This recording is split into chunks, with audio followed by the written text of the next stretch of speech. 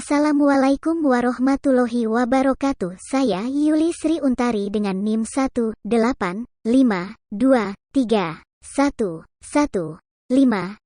kelas 6C Profesional Program Studi Perbankan Syariah Fakultas Ekonomi dan Bisnis Islam. Di sini saya akan mereview sebuah jurnal internasional yang berjudul Sharia Governance on Islamic Banking, Spiritual Right Perspective on Consumer Protection in Indonesia. Jurnal ini ditulis oleh Rofah Setiawati, Lastuti Abu Bakar, dan Nunung Rotliah. Yang pertama, perkenalan. Tujuan utama dari kegiatan bisnis adalah untuk segera mendapatkan keuntungan yang sebesar-besarnya. Hal ini demikian cenderung berdampak pada pelaku usaha yang kurang memperhatikan pentingnya tanggung jawab sosial dan etika bisnis serta pengabaian berupa tata kelola yang baik. Pada tahun 1997, krisis keuangan di negara-negara Asia disebabkan oleh lemahnya regulasi dan tata kelola perusahaan. Tata kelola atau governance adalah suatu mekanisme untuk menjamin agar suatu organisasi atau perusahaan terselenggara secara efisien dan efektif. Kajian tata kelola perusahaan atau corporate governance dalam perspektif Islam telah dilakukan oleh beberapa pakar ekonomi, keuangan, hukum, politik, dan lain-lain. Berbagai penelitian yang telah dilakukan mencoba memberikan gambaran secara rinci tentang kerangka corporate governance dalam perspektif Islam. Namun, belum ada penelitian yang mengaitkan konsep governance dengan perlindungan konsumen. Konsep governance harus lebih memperhatikan bank, sedangkan perlindungan konsumen lebih mengutamakan kepentingan konsumen. Tata kelola dan perlindungan konsumen merupakan hal yang sangat penting dalam menjaga kepercayaan nasabah.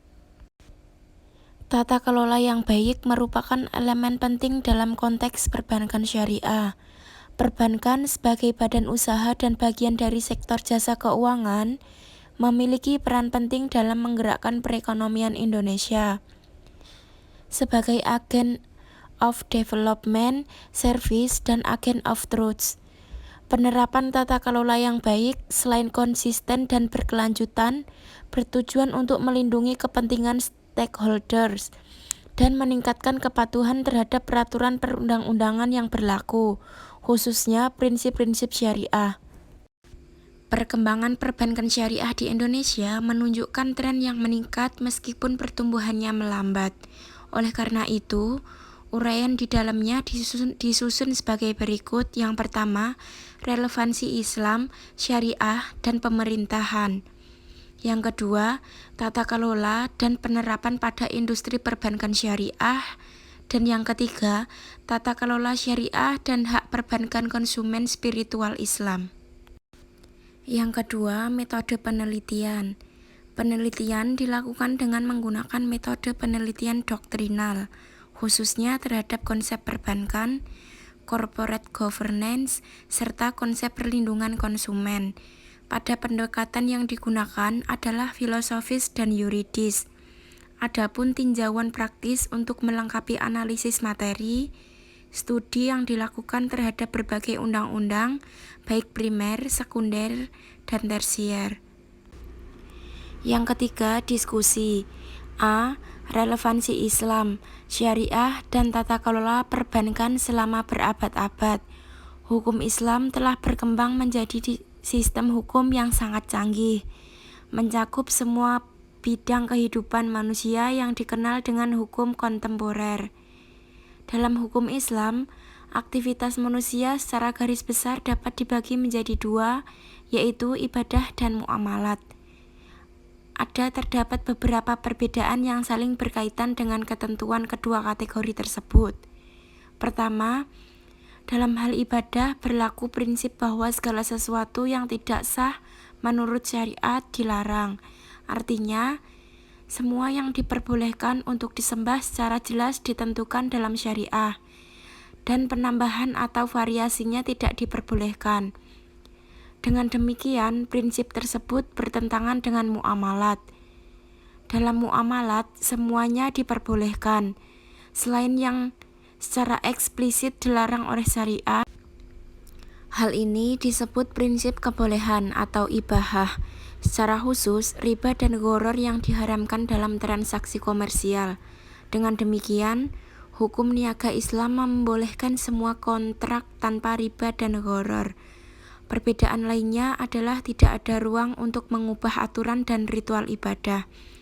Sedangkan dari segi ketentuan yang terkandung dalam muamalat, baru dan berkembang harus memulai proses ijtihad. Dalam perspektif hukum Islam, setiap transaksi, baik yang dilakukan oleh individu atau lembaga dalam bidang apapun, termasuk ekonomi, terikat dengan nilai-nilai Islam. Dalam istilah umum, tindakan tersebut terikat oleh ketentuan hukum halal haram. Oleh karena itu, hal ini menunjukkan hubungan yang erat antara hukum, ekonomi, dan syariah. Prinsip-prinsip Islam berdasarkan nilai-nilai keadilan, kemanfaatan, keseimbangan, dan universalitas atau rahmatan lillahil alamin. Nilai-nilai tersebut diterapkan dalam regulasi perbankan yang disebut Islamic banking. Tujuan umum dari keseluruhan hukum Islam adalah untuk memajukan kesejahteraan atau masalih umat manusia. Di sisi lain, dalam perkembangannya, tata kelola telah menyadari pentingnya bisnis di setiap institusi demi menjaga keberlangsungan bisnis itu sendiri. Konsep tersebut dikenal dengan Good Corporate Governance atau GCG.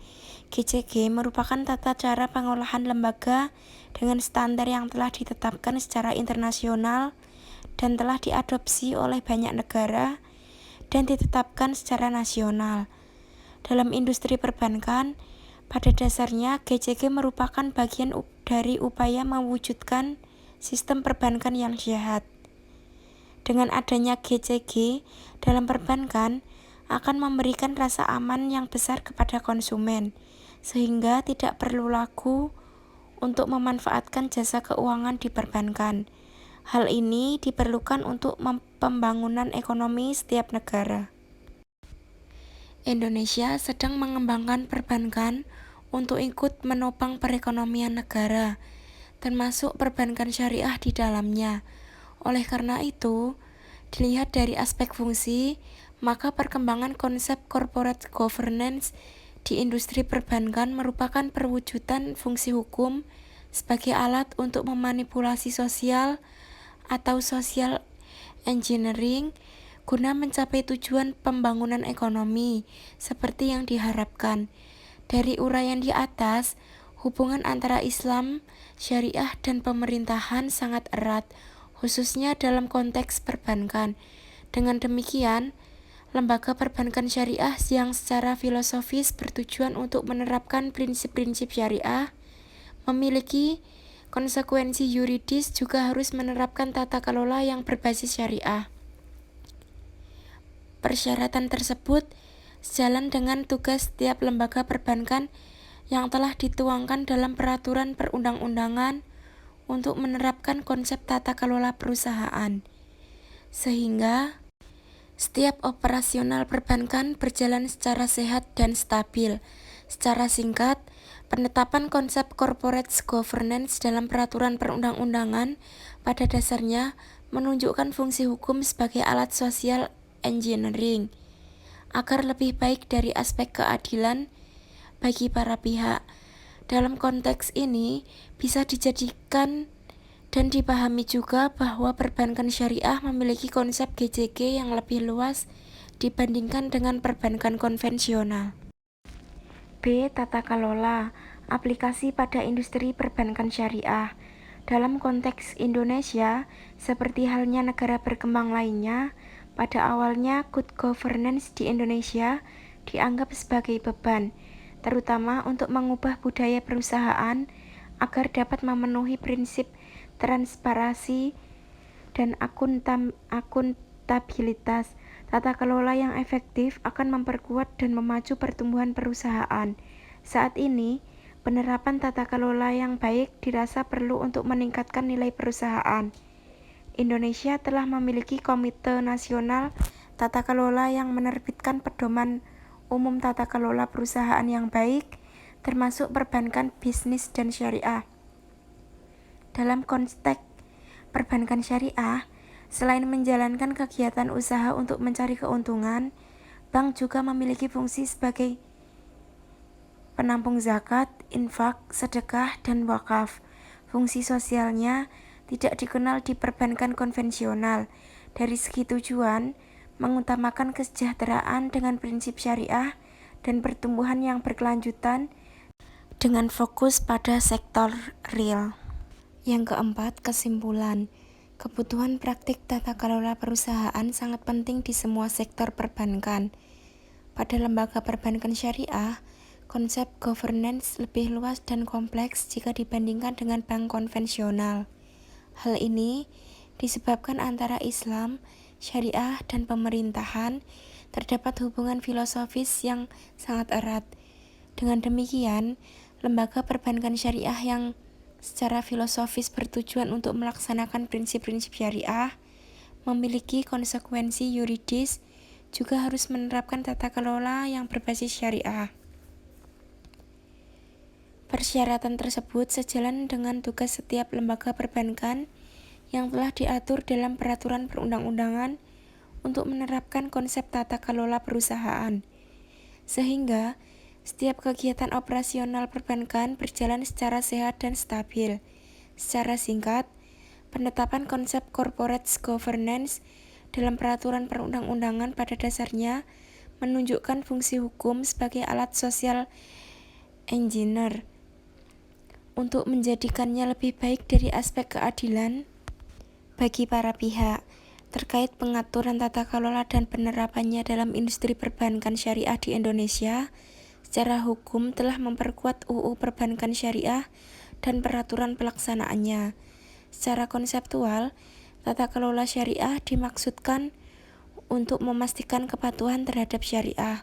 Oleh karena itu, tata kelola syariah yang didukung oleh fatwa Majelis Ulama Nasional (MUI) berubah menjadi PBI dan PJOK.